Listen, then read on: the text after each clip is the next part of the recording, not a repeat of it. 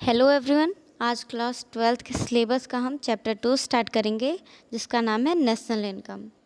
हमने कई बार सुना होगा न्यूज़ वगैरह में कि नेशनल इनकम हमारे देश की नेशनल इनकम बढ़ रही है, घट रही है, जीडीपी ग्रोथ हो रहा है, जीडीपी बहुत नीचे आ गई है। उसी का आज हम स्टडी करेंगे कि नेशनल इनकम होती क्या है। इस चैप्टर में हम पहले डोमेस्टिक टेरिटरी, नेशनल इनकम को पढ़ने के लिए हमें पहले डोमेस्टिक टेरिटरी को पढ़ना बहुत इंपॉर्टेंट है। तो पहले हम डोमेस्टिक टेरिटरी को जान लेते हैं। Domestic territory means political frontier of a country. अब ये क्या है? डोमेस्टिक टेरिटरी को हम क्या कहते हैं? पॉलिटिकल फ्रंटायर कहते हैं। अब पॉलिटिकल फ्रंटियर को समझने के लिए हम इस फोटो का यूज़ करेंगे। इसमें आप देख रहे हैं मिस्टर नरेंद्र मोदी हैं, जो हमारे इंडिया के ऊपर खड़े हैं। इंडिया के जितने भी पार्ट्स हैं जिनमें इनका रूल चलता है, उसे हम इनका पॉलिटिकल फ्रंटायर कहते हैं। हमारी कंट्री की पॉलिटिकल फ्रंटायर वो होती है जिस पे हमारे गवर्नमेंट का रूल चलता है, जिन पे उनकी पॉलिसीज़ फॉलो की जाती हैं, वो उनका पॉलिटिकल फ्रंटायर बोला जाता है, उस कंट्री का या फिर उस गवर्नमेंट का। इन लेमन्स लैंग्वेज, ये जो डोमेस्टिक टेरिटरी की डेफिनेशन इन्फॉर्मेशन है, ये सारी लेमन्स ने दी थी। लेमन्स की लैंग्वेज में, उनकी भाषा में।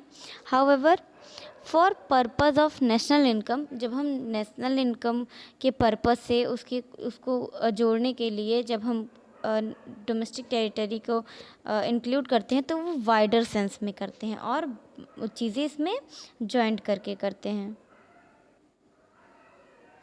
इन addition to political frontier, domestic territory also include, जब हम पॉलिटिकल फ्रंटायर में डोमेस्टिक टेरिटरी में क्या क्या और इंक्लूड करते हैं। Ships and aircraft owned by the normal resident between 2 और मोर countries.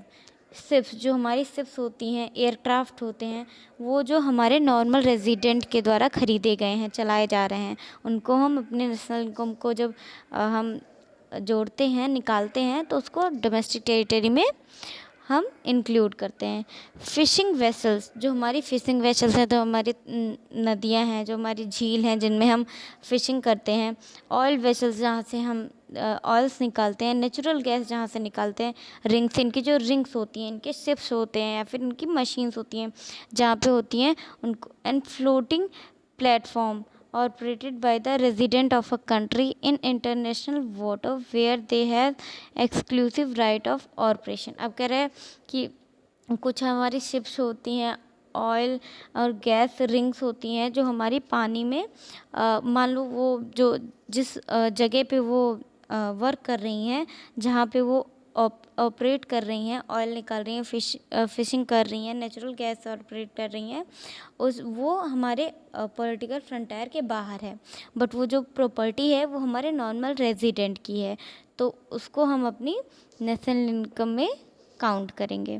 Embassies, consulates and military establish of country located in abroad. अब कह रहा है एम्बेसीज मतलब होते हैं offices.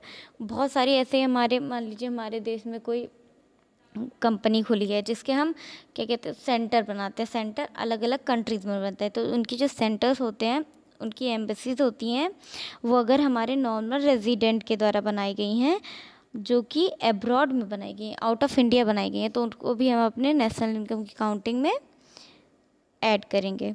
Domestic territory does not include. अब हम डोमेस्टिक टेरिटरी में क्या नहीं इंक्लूड करते हैं नेशनल इनकम को निकालने के time. Embassies, consulates and military establish in foreign country.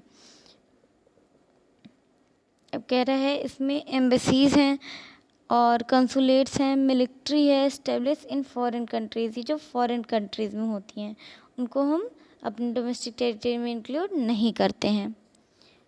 International organisation like UNO, और कोई इंटरनेशनल ऑर्गेनाइजेशन है जो पूरे विश्व में फैली हुई है, उसे हम अपनी डोमेस्टिक टेरिटरी में नहीं ऐड करेंगे, भले वो हमारे जियोग्राफिकल बाउंड्री में आती हो हमारी कंट्री के।